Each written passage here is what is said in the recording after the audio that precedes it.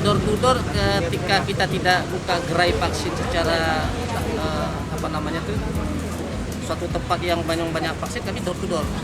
Nah, besok kita akan buka gerai vaksin di Masjid Kaju di situ ada sekitar 2 atau 3 hari kita nanti.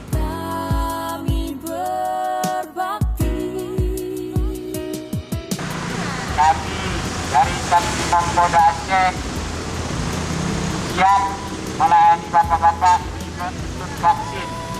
Kami sementara melayani bapak-bapak hari ini dari rumah ke rumah. Yang mau vaksinasi bisa menghubungi kami.